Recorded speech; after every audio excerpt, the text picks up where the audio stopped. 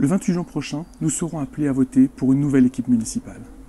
La liste que j'ai l'honneur de mener a recueilli près de 27% des suffrages au premier tour le 15 mars dernier, nous plaçant comme la première force d'alternance pour notre ville. 61% des Suresnois ont exprimé une volonté de changement pour notre ville et de nouveaux souffles pour Suresnes.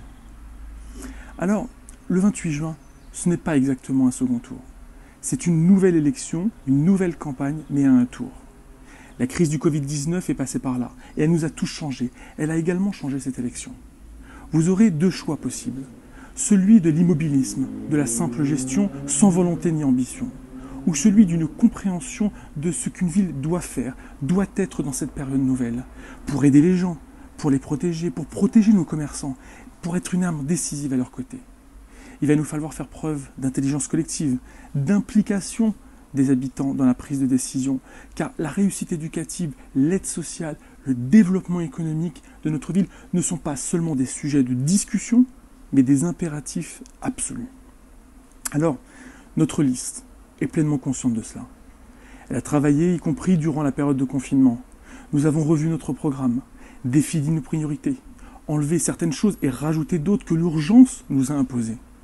Nous aurons l'occasion d'en parler, bien sûr, avec les talents de ma liste, les candidats qui sont aujourd'hui prêts à relever les défis de notre ville.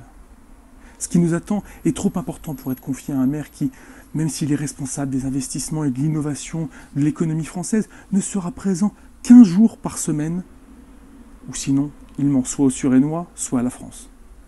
Suresnes aura besoin d'un maire à 100%, un maire accessible, totalement dévoué aux Suresnois et qui est prêt à tout lâcher pour Suresnes. Le choix que vous ferez sera déterminant. Il sera déterminant car Suresnes est à un tournant de son histoire, après 37 ans de la même majorité. C'est pourquoi j'ai souhaité m'adresser à vous aujourd'hui. Je veux lancer un appel à tous les progressistes de notre ville, un appel à tous les écologistes, à tous les humanistes, tous ceux qui ont Suresnes au cœur, qui aiment Suresnes, afin de dépasser les vieux clivages qui bloquent la vie politique locale et qui ne permettent pas de préparer l'alternance ni de répondre à l'urgence imposée par cette pandémie. Notre ville a besoin d'un rassemblement large, le plus large possible, pour faire face à cette nouvelle situation. Tout attendre de l'État est illusoire. Une municipalité peut beaucoup, à condition qu'elle soit consciente de son rôle et que ses dirigeants s'y investissent réellement. Nous sommes prêts, mais nous n'avons perçu aucun signe chez nos opposants qui ont pour seul projet et pour seule ambition d'avoir un maire de passage. Nous sommes convaincus que les Suresnois et l'époque méritent beaucoup mieux que cela. L'heure n'est plus à fermer les yeux sur la bétonisation à outrance voulue par ceux qui sont en place depuis 37 ans et qui sollicitent encore un nouveau mandat. L'heure est à mener une politique respectueuse du cadre de vie des Suresnois, de la santé de nos enfants et de nos seniors, aujourd'hui encore plus qu'hier. Dès aujourd'hui, je déposerai notre liste en préfecture et nous irons à votre rencontre pour échanger, pour vous présenter notre projet, dans le respect bien sûr des règles sanitaires.